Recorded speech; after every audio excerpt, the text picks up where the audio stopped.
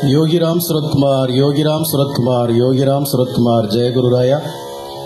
ओम अण्णामलै वासाय विद्महे वैकुंठ रूपाय धीमहि तन्नो योगीराम सूरत कुमार प्रचोदयात्। ओम श्रीराम जय राम जय जय राम।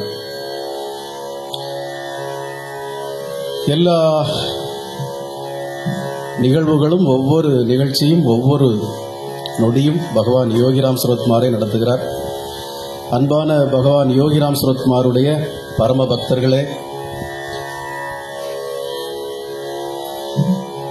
இன்று அமாவாசை. இவ்வளவு நேரம் சிறப்பாக அபிஷேகங்களும் ஆராதனைகளும் சீரும் சிறப்புமாக நடந்தது. நமக்கு ஒரு பிரார்த்தனை ரிக்வெஸ்ட் வந்திருக்கு. இந்த பிரார்த்தனை ரிக்வெஸ்ட் நம்ம எல்லாரும் சேர்ந்து அவங்களுக்காக பிரார்த்தனை பண்ணணும். பிரியங்கா அப்படிங்கிற ஒரு குழந்தைக்காக, ஒரு பெண்ணுக்காக ஒரு பிரார்த்தனை. அவங்களுடைய டோம் ப்ராஜெக்ட் கன்ஃபார்ம் ஆகணும். படிக்கிற இடத்துல அவங்களுக்கு சில தொல்லைகள் இருக்கு. அந்த தொல்லைகள் எதுவும் இல்லாமல் அந்த குழந்தை, அந்த பெண் சீரும் சிறப்புமாக படித்து சீக்கிரமாக நல்ல உத்தியோகத்துக்கு போய் நல்ல இடத்துல திருமணமாகி குழந்தைகள் பெற்று சர்வ வளமும் நலமும் அருளும் பெற்று சந்தோஷமாக வாழ நாம் எல்லாரும் பிரார்த்திக்கணும். செல்வி பிரியங்கா அவங்களுடைய டோம் ப்ராஜெக்ட் நல்லபடியாக கன்ஃபார்ம் ஆகி நல்லபடியாக முடிக்க அருளணும். ஒருத்தர்கிட்ட அந்த பொண்ணுக்கு தொல்லைகள், தொந்தரவுகள் படிக்கிற இடத்துல. அவர் சிவனுடைய ஒரு மகனுடைய பெயரை வேற வச்சிருக்காரு.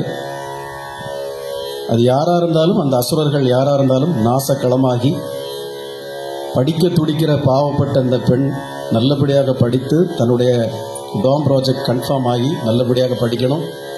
அதற்கு நம்முடைய எல்லோருடைய பிரார்த்தனையின் சார்பாக பகவான் யோகிராம் சுரத்குமார் எல்லா அருளையும் வாரி வழங்க வேண்டும், நல்லபடியாக நடக்க வேண்டும் என்று பிரார்த்திப்போம்.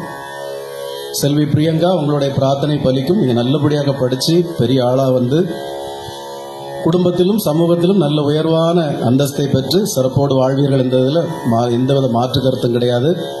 பகவான் யோகிராம் சுரத்குமார் எல்லாமா உங்களோடு இருந்து அருள் புரிவார் என்பதில் எந்த மாற்று கருத்தும் கிடையாது.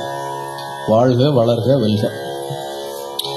அன்பானவர்களே, நம்முடைய யோகிராம் சுரத்குமார் நாம பிரச்சார குடில் அப்படிங்கிறது, இந்த பெயரே ஒரு காரணத்துக்காக தான் வைக்கப்பட்டது. மற்ற இடங்களை போல ஆசிரமம் அப்படின்னோ அதுன்னோ இதுன்னோ அந்த ஆலயம் இந்த ஆலயம் அப்படின்னா நம்ம சொல்லலை. இங்க நம்முடைய பெயர் காரணமே ஒரு காரணம் தான். ஒரே கான்செப்ட் தான் நமக்கு, வேற எந்த கான்செப்டும் கிடையாது. என்ன கான்செப்ட்? என்ன கான்செப்ட்? என்ன கான்செப்ட்? யோகி ராம் சுரத்குமார் நாம பிரச்சார குடி.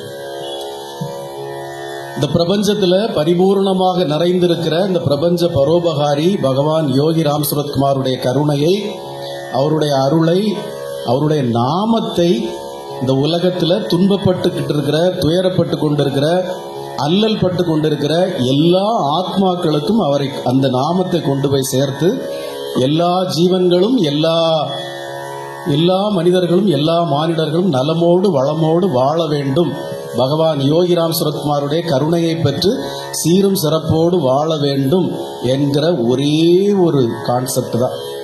அதனால தான் நாம பகவான் யோகிராம் சுரத்குமார் நாம பிரச்சார குடியில் வச்சிருக்கோம். பிரச்சாரம் தான். ஆங்கிலத்தில் சொல்ல போனா கோஸ்பல் தான், வேற ஒண்ணுமே இங்க கிடையாது. இந்த யோகி ராம் சுரத்குமார் நாம பிரச்சார குடியில பொறுத்த மட்டும் இது ஒரு பெரிய ஆலயமோ, ஒரு பெரிய மந்திராலயமோ, இல்லை ஒரு பெரிய கோவிலோ கிடையாது. அடியனுடைய வீட்டு முத்தத்தில் இருக்கக்கூடிய ஒரு கார் ஷெட்டில் இருக்கக்கூடிய ஒரு சின்ன ஒரு பகுதி. அதுல எம்பெருமான் யோகிராம் சுரத்குமார் நிறைவாக விஸ்வரூபமாக அவதாரம் எடுத்து வந்து அமர்ந்து விஸ்வரூப தரிசனமாக எல்லா பக்தர்களுக்கும் காட்சி கொடுத்து கொண்டிருக்கிறார். இது அவருடைய பெருங்கருணையே அன்றி அடியேனுடைய முயற்சியோ அடியேனுடைய உழைப்போ சிறிது கூட கிடையாது. அவர் அருள் கூர்ந்ததும் வந்து அமர்ந்ததும் அவருடைய கருணையே அன்றி வேற எதுவுமே கிடையாது. இந்த யோகி ராம் சுரத்குமார் நாம பிரச்சார குடியில் தினமும் காலையில் 6 மணிக்கு மாலை 6 மணிக்கு பூஜைகள் நடைபெறுகிறது. தினமும் எந்தவித தடங்களும் இன்றி தினமும் பூஜைகள் நடக்குது. காலையில் 6 மணிக்கு அபிஷேகம் நடக்குது. உற்சவமூர்த்திக்கு அபிஷேகத்தோடு சேர்ந்து பூஜைகள் நடக்குது. அமாவாசை பௌர்ணமி அன்னைக்கு சிறப்பு பூஜைகள் நடக்குது.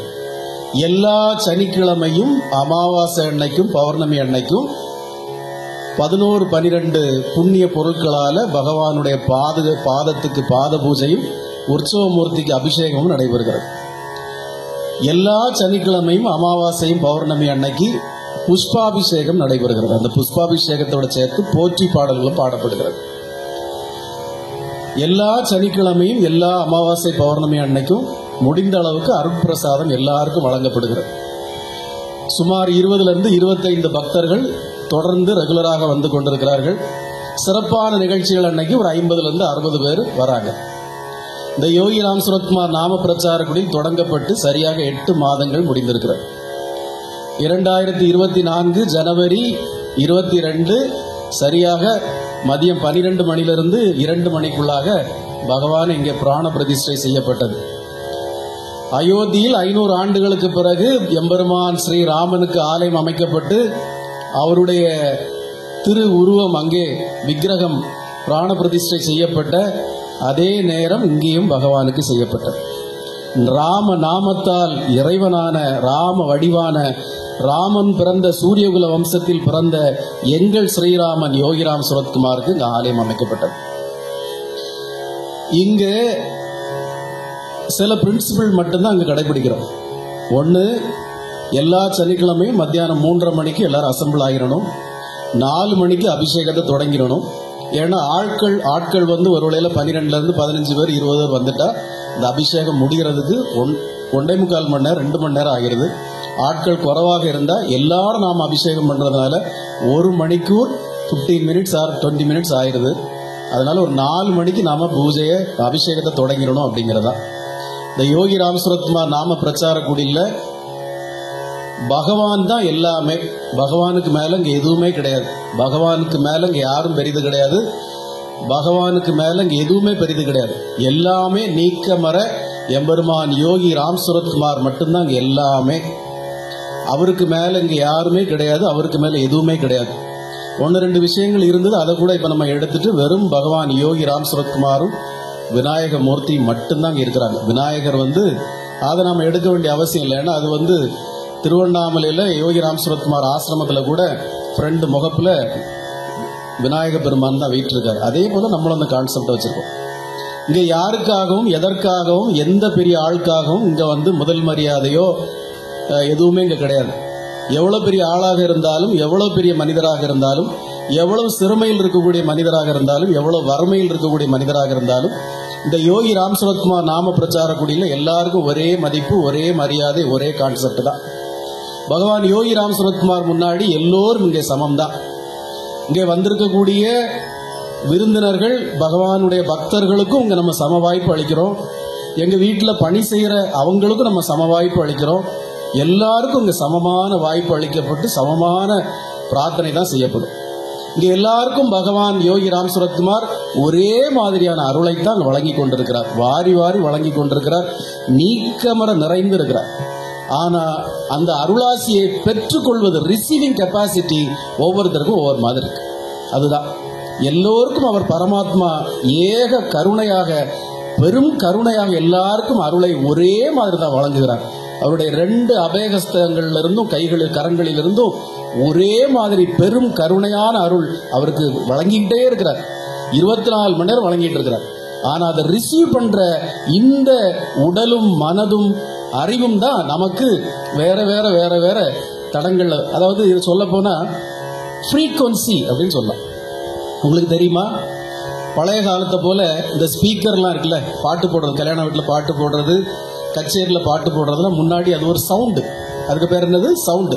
இந்த குழாயை அங்கங்கேயே வச்சு இந்த எலக்ட்ரிக் மின்கம்பங்கள்லாம் கட்டுவாங்க. அந்த குழாயை அங்கே பார்த்து வச்சா அங்கே போகும், இங்கே பார்த்து வச்சா அங்கே போகும். அதுக்காக ஒரு பர்டிகுலர் கேப்பில் அந்த குழாயெல்லாம் கட்டுவாங்க. ஆனால் இப்போது அது சவுண்ட் இல்லை. இப்போ வந்திருக்க டெக்னாலஜி ஃப்ரீக்வன்சி. அந்த ஃப்ரீக்வன்சியை நீங்கள் ரிசீவ் பண்ணலாம். நீங்கள் இங்கே நான் பாடிக்கிட்டு இருந்தாலும் அந்த கேட்லேயும் ஒரே மாதிரி தான் கேட்கும், இங்கேயும் ஒரே மாதிரி தாங்க. இதுக்கு பேர் இப்போ லேட்டஸ்ட் டெக்னாலஜிக்கு பேர் ஃப்ரீக்வன்சி. அந்த ஃப்ரீக்வன்சியை எல்லாரும் ஒரே மாதிரி ரிசீவ் பண்ணலாம். இங்கே என்ன குவாலிட்டியில் கேட்குதோ அங்கே அதே குவாலிட்டியில் கேட்கும். இப்போ உள்ள டெக்னாலஜி, இப்போ நம்ம ஒரு பக்தர் நமக்கு காணிக்கையாக வாங்கி தந்திருக்கக்கூடிய இந்த ஆடியோ சிஸ்டம் கூட ஃப்ரீக்வன்சி ஆடியோ சிஸ்டம். இதுக்கு பேர் சவுண்டு கிடையாது. சவுண்டுன்னா இங்கே ஒரு மாதிரி இருக்கும், அங்கே ஒரு மாதிரி இருக்கும், கொஞ்சம் கழிச்சா கேட்காது. அப்போ இந்த ஃப்ரீக்வன்சி மாதிரி தான் பகவானுடைய கருணையும் ஃப்ரீக்வன்சி. அது எல்லாரும் ஒரே மாதிரி தான் இருக்கு. பட் நம்ம காதுகளுக்கு அது ரிசீவ் பண்ற கெப்பாசிட்டி ஒவ்வொருத்தருக்கும் ஒவ்வொரு மாதிரி. அதற்கு தான் நான் சொல்லுவேன், நீங்க பகவான் கிட்ட பெரும் கருணையாக நீங்க இல்லாட்டி அந்த ஃப்ரீக்வன்சி நமக்கு அடையாது. திரும்ப திரும்ப நான் சொல்றது அதான். இந்த யோகிராம் சுரத்குமார் நாம பிரச்சார குடியில சம் சிஸ்டம்ஸ் நம்ம இம்ப்ளிமெண்ட் பண்ணியிருக்கோம். ஒன்று, நான் ஏற்கனவே சொன்ன மாதிரி பகவான் யோகிராம் சுரத்குமார் தான் இங்க மகாராஜா, அவர் தான் சக்கரவர்த்தி, அவர் தான் ஏக கருணர், அவர் தான் பரம்பொருள், அவர் தான் இறைவன். அவரை தவிர இங்க வேற யாருக்கும் ஒரு இந்த மரியாதையோ முதல் மரியாதை எதுவுமே இங்க கிடையாது. இங்க வேற யாரையும் நம்ம வணங்க வேண்டிய அவசியம் கிடையாது, அவர் தான். ஆனா நீங்க இதுல ஒவ்வொரு சில கான்செப்ட்களை நீங்க புரிஞ்சுக்கணும். என்னை சந்தித்த ஒரு 4 பெந்தகோஸ்தே அமைப்பை சேர்ந்த நண்பர்கள், அவங்க கிட்டத்தட்ட ஒரு 4 மணி நேரம் 5 மணி நேரம் என்கிட்ட விவாதம் பண்ணிட்டு இருக்கிறதுல நல்லா புரிஞ்சுக்கணும். பெந்தகோஸ்தே அமைப்பை சேர்ந்தவர் அவங்க என்கிட்ட சொன்னாங்க, சாமி எங்களுக்கு ரொம்ப நாள் ஒரு சந்தேகம் இருந்தது, இந்த பிதா சுதன் பரிசுத்த ஆவி இந்த மூணும் எப்படி, அது என்ன, அது யாரு, இந்த பிதா சுதன் பரிசுத்த ஆவி அது எப்படிங்கிறது எங்களுக்குள்ள ஒரு பெரிய ஒரு எக்ஸ்பிளனேஷன் எங்களுக்கு வேண்டியிருந்தது. ஒவ்வொரு சர்ச்லையும் ஒவ்வொரு பைபிள்லையும் ஒவ்வொரு பிரசங்கிகளும் ஒவ்வொரு மாதிரி ஒரு டெஃபினிஷன் கொடுக்குறாங்க. பிதான்னா அவரு, சுதன்னா இவர், பரிசுத்த ஆவின்னா இது, அப்படி கொடுக்குறாங்க. பரிசுத்த ஆவிதான் தெய்வம்னு வழிபடுற இடங்கள்ல பரிசுத்த ஆவிதான் எல்லாமேன்னு சொல்றாங்க. இன்னொரு இடங்கள்ல மாதா தான் எல்லாம்னு சொல்றாங்க. இன்னொரு இடங்கள்ல பிதா இவர் சுதன் தான் எல்லாமேன்னு சொல்றாங்க. ஆனா எனக்கு ரொம்ப நாள் எங்களுக்கு ஒரு பெரிய டவுட் இருந்தது. நல்லா புரிஞ்சுக்கணும், இந்த பர்டிகுலர் 4 பேரோட சித்தப்பா பாஸ்டர், பெந்தகோஸ்தே சபையில பாஸ்டர். அவரே நம்மள மாதிரி ஒரு தனியான ஒரு சபையை ஆரம்பிச்சு ஒரு 50 பேர் ஆதி காலத்துலேருந்து இன்ன வரைக்கும் ஒரு 50 பேர் வந்துட்டு இருக்கிறாங்க. என்னைக்கா சில குறிப்பிட்ட நாள்களில் 150 பேர் வருவாங்க. 50 பேரை வச்சு தான் அந்த சபை இயங்கிட்டு இருக்கு. அவரே ஒரு பாஸ்டர், பைபிளை கரைச்சி குடிச்சு எக்ஸ்பிளேஷன் கொடுக்குறவர். இவருடைய தந்தையார் பாடல்கள் பாடுறவர். அவர் இப்போ இந்தியா முழுக்க ஒரு அது என்னமா சொல்லுவாங்க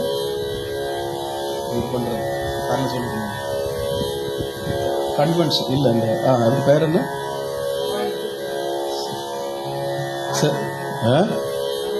இல்லை அதுக்கு பேர் ஒன்று சொல்லுவாங்க. அது ஒவ்வொருத்தரும் ஒவ்வொரு பேர் சொல்லுவாங்க. அந்த பேரை அதுக்கு ஒரு பேர் இருக்குல்லம்மா, வேதாகமத்தில் அதுக்கு ஒரு பேர் இருக்குல்ல. சரி, அவர் அந்த மாதிரி நிறைய பண்ணிட்டு இருக்கிறார். அப்போ அந்த பிதா சுதன் பரிசுத்த ஆவிக்கு அவங்களுக்கு ரொம்ப நாளாக தேடிக்கிட்டு இருந்தேன் என்னன்னு. எனக்கு ஜீசஸ் அது கண்கூட காட்டி தந்தார் ஒரு தடவை. இந்த பிதா சுதன் பரிசுத்த ஆவின்னா என்னங்கிறத காட்டி தந்தார். எப்படின்னு கேட்டேன். எனக்கு தெரிஞ்சு ஒரு இஸ்லாமிய பெரியவர், வயதான முதியவர் ஒருத்தர் இருக்காரு. அவர் எங்ககிட்ட தான் எங்க ஸ்டுடியோவில் நிறைய ரெக்கார்டிங்லாம் பண்ணுவார். அவர் ரொம்ப நேரம் அவர் கூட நாங்கள் உட்கார்ந்து ரெக்கார்டிங்லாம் பண்ணுவோம். ஆனால் ஏக இறைவனை மட்டுமே தான் வழிபடணும், இந்த உலகத்தில் படைத்தவனை மட்டும்தான் வழிபடணும், படைப்பை வழிபடக்கூடாதுன்னு சொல்கிற அவங்களே இவர் எங்கள் ஸ்டுடியோவில் இருக்கிறப்போ கூட்டம் கூட்டமாக அவர் காலில் நமஸ்காரம் பண்ணுவாங்க, அவரை வணங்குவாங்க. அவர் எல்லாரையும் சொல்லிகிட்டே இருப்பார். நிறைய ஒரு வணங்குவாங்க. அவருக்கு பெரிய பெரிய கிஃப்டெல்லாம் கொடுப்பாங்க. நிறைய பேர் ஃபோன் பண்ணுவாங்க. ஃபோன் பண்ணச்சில் அவர் சொல்லுங்கம்மா, சரி சரி, எல்லாம் அவர் பார்த்துக்குவார், எல்லாம் அல்லாஹ் பார்த்துக்குவாருமா, அல்லாஹ் செய்வார், அல்லாஹ் செய்வார், அவர் செய்வார், இவர் செய்வார், அப்படி சொல்லிகிட்டே தான் இருப்பார். சரிம்மா சரிம்மா, கவலைப்பட வேண்டாமா, அவர் பார்த்துக்குவார், எல்லாம் அவர் பார்த்துக்குவார், அப்படியே தான் பேசுவார். ஆனால் அவருக்குன்னு ஏகப்பட்ட டிவோட்டிஸ் எல்லாரும் காலில் விடுறது, அவரை கும்பிடுறதுமா இருக்கிறாங்க. அப்போது இதை பார்த்துக்கிட்டே இருப்போம் நாங்கள் ரெக்கார்டிங் பண்ணிட்டு. எல்லாருக்கும் நல்லது நடக்கிறதுனால தானே இவரை வணங்குறாங்க. இவருக்கு கிஃப்ட்டுகளை வாரி வாரி கொடுக்குறாங்க. சுமார் 25 ஆண்டுகளாக நான் மொபைல் ஃபோனே விலைக்கு வாங்கலை. அவர் தான் எங்களுக்கு மொபைல் ஃபோனை காம்ப்ளிமெண்ட்டாக தந்துக்கிட்டே இருக்கிறார். அந்த காம்ப்ளிமெண்ட்டு தான் அவர் எங்களுக்கு தருவார். அவ்வளவு ஃபோன் அவருக்கே கிடைக்குது.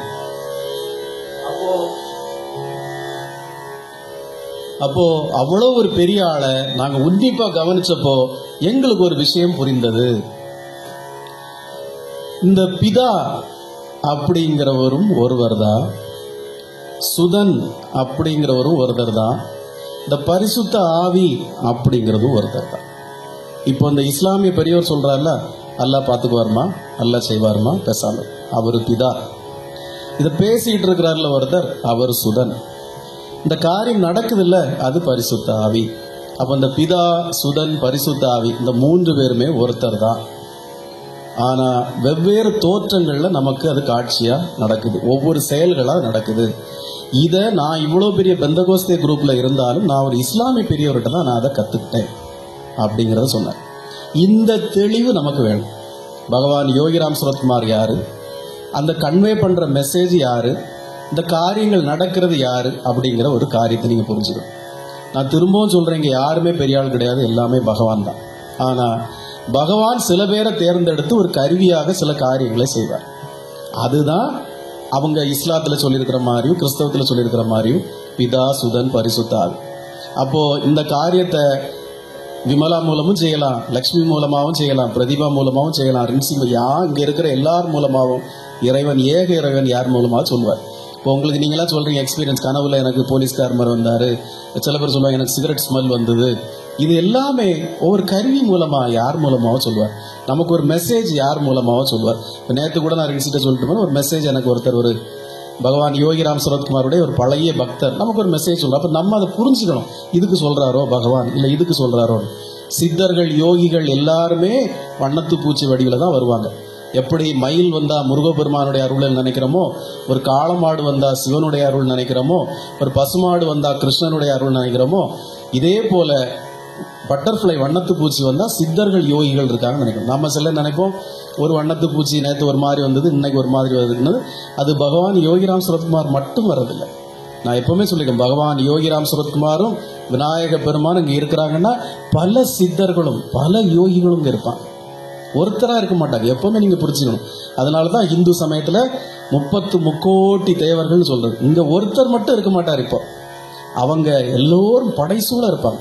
எப்படி ஒவ்வொரு அவதாரங்கள் நடக்கிறப்போ அந்த அவதார சம்பந்தப்பட்டவங்கள்லாம் சேர்ந்து இங்கே வருவாங்களோ, அதே போல பகவான் யோகிராம் சுரத்குமார் இங்கே நிறைவா இருக்கிறாரு, விநாயகமூர்த்தி இங்கே நிறைவா இருக்கிறாருன்னா இங்கே எல்லா தெய்வங்களும், எல்லா யோகிகளும், எல்லா ஞானிகளும், எல்லா சித்தர்களும் இருப்பாங்க. அதனால தான் ஒரு வண்ணத்து பூச்சி வந்தால் ஒரு புட்டா வரும், ஒரு புட்டா வந்தால் இன்னொரு தேனி வரும், தேனி வந்தால் இன்னொரு பூச்சி வரும். இது எல்லாமே அவங்களுடைய கருணை.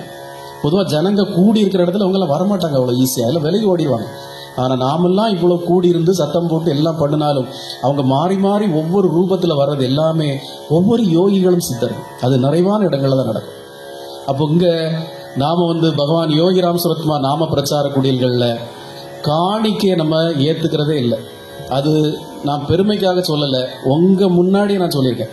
2 நாளைக்கு முன்னாடி ஒரு பக்தர் இதில் ரூபா போட போனப்போ நானே சொன்னேன், போட வேண்டாம், காணிக்கையெல்லாம் வைக்க வேண்டாம்னு சொன்னேன். ஆனால் நான் சொல்கிறது தப்பு. ஏன்னா பகவானுக்குன்னு ஒரு பக்தர் ஏதோ கொண்டு காணிக்கையா வைக்கிறப்போ அதை நீ வைக்காதன்னு சொல்றது நாம் செய்கிற பாவம். ஆனால் நான் இருந்தாலும் ஏன் சொல்றேன்னா, நாம ஏதோ காணிக்கைக்காக வச்சிருக்கோம் அப்படிங்கிற கான்செப்டே கிடையாது. திரும்ப திரும்ப சொல்றேன், இது முழுக்க முழுக்க நம்முடைய முதலீடு. நாம தான் பகவானுக்கு எல்லாம் செய்து வச்சிருக்கோம், யாரும் எதிர்பார்த்து செய்யலை. ஆனால் இன்னைக்கு ஒவ்வொருத்தங்க அவங்களுக்கு சில காரியங்கள் நடக்கிறப்ப நமக்கு ஏதோ வாங்கி வாங்கி கொடுக்குறாங்க. அதை நான் பகவானுக்கு நான் தரதை, எனக்குன்னு அவங்க தரல, எமக்குன்னு தரல, தரதை நான் ஏன் வேண்டான்னு சொல்றதே பாவம். இப்போ நேற்று 2 நாளைக்கு முன்னாடி ஒரு பக்தர் கொண்டு காணிக்க போட்டப்போ நான் போடாதீங்கன்னு தான் நான் சொன்னேன். ஏன்னா அவங்களுடைய நிலைமை நமக்கு தெரியும், வேண்டாம் நல்லா வந்த பிறகு நீங்கள் பண்ணிக்கலான்னு தான் நம்ம சொல்கிறோம். அப்புறமாட்டு தான் நம்ம ஆறறிவுக்கு தோணும், ஐயோ பகவானுக்குன்னு கொடுக்குறது நம்ம ஏன் வேண்டான்னு சொல்கிறதே ஒரு பாவம் நினைப்போம். அப்போ இங்கே எந்த கான்செப்ட் அந்த மாதிரி நீங்கள் இந்த ஹோமத்துக்கு இது கொடுங்க, பாத பூஜைக்கு இவ்வளோ கொடுத்துருங்க, இல்லை அபிஷேகத்துக்கு இவ்வளோ கொடுத்துருங்க, எதுவுமே கிடையாது. நீங்கள் உங்களுடைய கருணையை பொறுத்து நீங்கள் வேணால் ஒரு விபூதி பாக்கெட் வாங்கிட்டு வாங்க, ஒரு 1/4 லிட்டர் பால் வேணா வாங்கிட்டு வாங்க, ஒரு பன்னீர் பாட்டில் வேணா வாங்கிட்டு வாங்க, இவ்வளோதான் நம்ம சொல்கிறோமே ஒழிய எல்லாமே பகவானுக்காக தான். அனதர் ஒன் திங், இங்கே சம் சிஸ்டம்ஸ் இருக்கு. நீங்கள் எல்லாருமே இந்த கோயிலுக்கு, இந்த பகவானுக்கு கருணையோடு உள்ள குழந்தைகள் தான். இங்கே எல்லாருக்கும் சம உரிமை இருக்குன்னு நம்ம முதல்ல சொன்னோம். இங்கே நான் பெரியவங்க நீங்கள்லாம் சின்னவங்கிறதுலாம் கிடையாது, எல்லாருக்குமே ஈக்குவல் ரைட்ஸ் இருக்கு. அப்போ இந்த யோகிராம் சுரத்குமார் நாம பிரச்சார குடியில பொறுத்த மட்டும் நீங்கள் எல்லாருமே ஒரு சிஸ்டமாக இருக்கணும், எல்லாமே நீட்டாக வச்சுக்கணும், டிசிப்ளின்டாக இருக்கணும், சேர்ஸ்லாம் ஒரு சீரியலில் இருக்கணும், செருப்பை கலத்தி போட்டால் ஒரு சிஸ்டமாக இருக்கணும். இங்கே புழங்குற பாத்திரங்கள் எல்லாமே நாம் தேநீர் குடிக்கிறது, காஃபி குடிக்கிறது, பிரசாதம் சாப்பிட்ற பிளேட்டு கப்புகளை தவிர பாக்கி எல்லாமே பகவானுக்கு உண்டானது. அபிஷேகம் பண்ணுற பாத்திரங்கள் எல்லாம் நம்ம புனிதமாக நிறைய பாத்திரம் பண்ணங்கள் வாங்கி வச்சுருக்கோம். இது எல்லாமே நாம் புனிதமாக கருதணும். ஒரு குறிப்பிட்ட சமூகத்தினர் எந்த பாத்திரமே வாய் வச்சு குடிக்க மாட்டாங்க. ஏன்னா ஒருவேளை இந்த பாத்திரத்தை நம்ம பகவானுக்கு ஏதாவது பயன்படுத்திடலாம் தெரியாம, அதனால எதையுமே வாய் வச்சு குடிக்க மாட்டாங்க. காஃபியோ டீயோன்னா கூட அதை ஆற வச்சு அண்ணாந்து தான் குடிப்பாங்க அந்த சமூகத்தினர். இப்போ நிறைய கற்றுக்கணும் நல்ல விஷயங்கள். அப்போ இங்கே எல்லாருக்கும் ஈக்குவல் ரைட்ஸ் இருக்குது. இங்கே எல்லாருமே ஒரு குப்பை கிடந்தா நீங்கள் எல்லாரும் பார்த்துக்கணும், ஒரு தூசு இருந்தால் எல்லாரும் பார்த்துக்கணும், ஒரு பூ கீழே சிந்தக்கூடாது, அபிஷேகத்துக்கு உண்டான பூவோ பகவானுக்கு உண்டான பூவோ யாரும் கீழே சிந்தக்கூடாது, எல்லாம் எடுத்து தனியாக வைக்கணும், காலில் மிதிப்படக்கூடாது, எதுவும் விபூதி மிதிப்படக்கூடாது, விபூதி ஒரு வேளையில் யாருக்கும் பூசுறப்ப கீழே சிந்தினா கூட ஒரு துணி எடுத்து உடைச்சிடணும். இது எல்லாமே புனிதம் தான். நீங்க இதெல்லாம் புனிதமா செய்யறப்போ நம்ம மனதும் புனிதமாகும், நம்ம உடலும் புனிதமாகும். பகவான் அப்பதான் அதுக்குள்ள நிறைஞ்சு இருப்பார். அதனால இங்க எல்லாமே சம் சிஸ்டம்ஸ் கிரியேட் பண்ணியிருக்கோம். அதற்படி நம்ம எல்லாம் ஃபாலோ பண்ணணும். இன்னைக்கு நாம 15 பேர் 20 பேர் இருக்கிறோம், நாளைக்கு 200 பேர் வரலாம், 300 பேர் வரலாம்.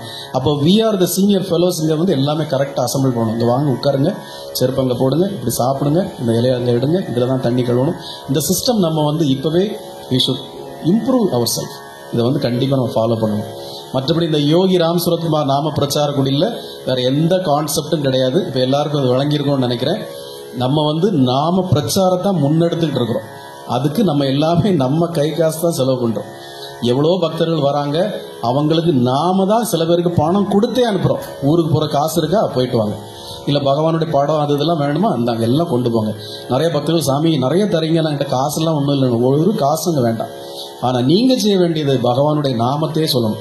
சில பேர் சாமி எனக்கு அது நடந்து இது நடந்தும்பாங்க. அப்போது நீங்கள் பகவானுக்கு செய்ய வேண்டியது ஒன்றே ஒன்று தான். இந்த விஷயத்தை இன்னும் 10 பேருக்கு சொல்லுங்கள், இந்த நாமத்தை இன்னும் 10 பேருக்கு சொல்லுங்கள்.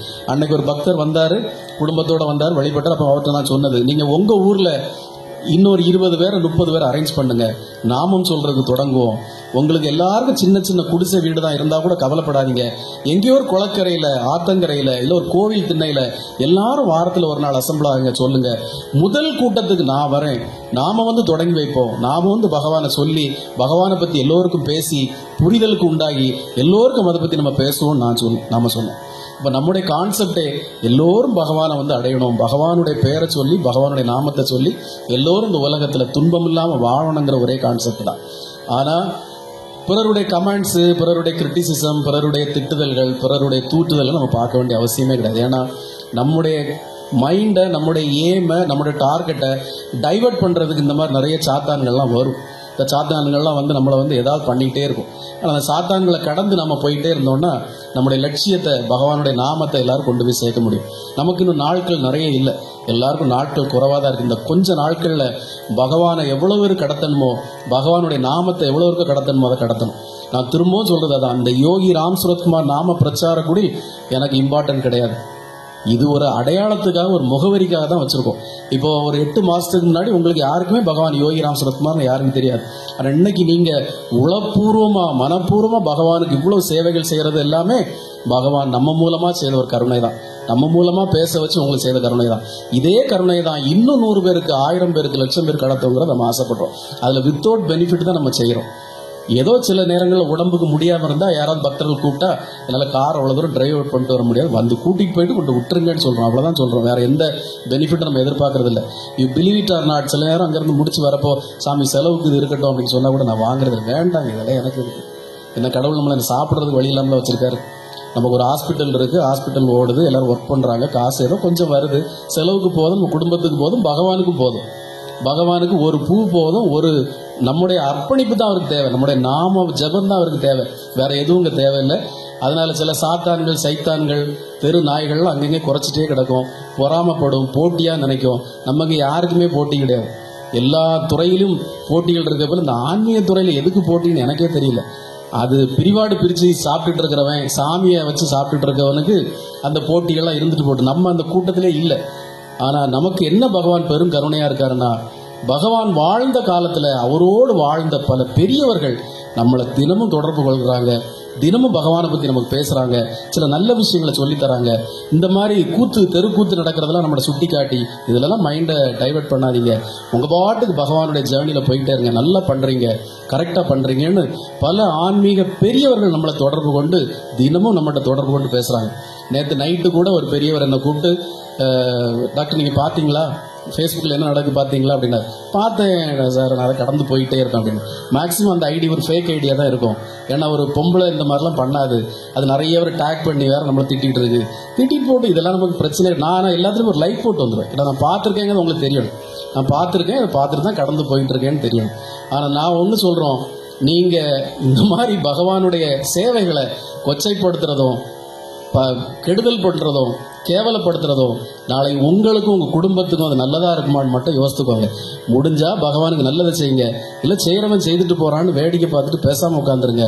நீங்கள் இதெல்லாம் கேவலப்படுத்துறதும் கிரிட்டிசிசம் பண்ணுறதும் அதெல்லாம் நாளைக்கு உங்கள் குடும்பங்கள் நல்லா இருக்குமான்னு பார்த்துக்கணும். பகவான் ஒரு விஷயம் மட்டும் நீங்கள் புரிஞ்சுக்கலாம். சிவனை வச்சு வேடிக்கை காட்டலாம், பெருமாளை வச்சு வேடிக்கை காட்டலாம், விநாயகமூர்த்தியை வச்சு வேடிக்கை காட்டலாம், எந்த தெய்வங்களை வச்சு யாரும் போலி வேஷம் போட்டு வேடிக்கை காட்டலாம். அவங்கெல்லாம் உடனே தண்டிக்க போகிறது கிடையாது. அதெல்லாம் காலம் பார்த்துக்கும், கர்மா பார்த்துக்கும். ஆனால் யோகிகளை பொறுத்த மட்டும் அவங்களுடைய அனுமதி இல்லாமல், அவங்களுடைய ஒரு உத்தரவு இல்லாமல் யாரும் அவங்களுடைய நாமத்தை கூட உச்சரிக்க முடியாது. அவருடைய அனுமதி இல்லாமல் யாரும் அவருடைய சந்நிதிக்கு வர முடியாது. அவருடைய அனுமதி இல்லாமல் யாரும் அவருடைய நாமத்தை பிறருக்கு டீச் பண்ண முடியாது. அப்போ ஒவ்வொரு ப்ரீச்சரும், ஒவ்வொரு தலைவர்களும், ஒவ்வொரு நாம பிரச்சாரம் செய்கிறவங்களும் அவருடைய அனுமதியோட, அவருடைய உத்தரவோட தான் பண்ணுறாங்க. பட் ஒவ்வொருத்தரோட கான்செப்ட் வேற மாதிரி இருக்கும். That is none of our business. அவங்களுக்கு தெரிஞ்ச மாதிரி பண்ணிட்டு போகிறாங்க. சில பேர் பஜனை பண்ணுவாங்க, சில பேர் நாமத்தை சொல்லுவாங்க, சில பேர் என்ன பண்ணிட்டு போகிறாங்க. ஒவ்வொருத்தரும் அவரால் முடிஞ்சது, அவங்களால முடிஞ்சதை செய்துட்டு போகிறாங்க. ஆனால் இதை கிண்டலும் கேலியும் பண்ணி வன்மம் விளைவிக்கிறது நாளைக்கு உங்களுக்கும் உங்கள் குடும்பத்திற்கும் அது நல்லதாக அமையுமாங்கிற சிந்தனை உங்கள் ஆறறிவை சிந்திச்சு பாருங்க. எனக்கு ஒரு பிரச்சனையே கிடையாது.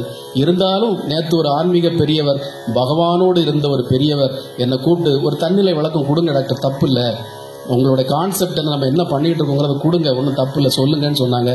இதுதான் கடைசி தன்னிலை விளக்கமாக இருக்கும். ஏற்கனவே ஒரு 3 வாட்டி சொல்லிட்டோம். பார்க்காதவங்க இதை பார்த்து தெரிஞ்சால் தெரிஞ்சுக்கிட்டோம், தெரியலன்னா எனக்கு ஒன்றும் பிரச்சனை இல்லை.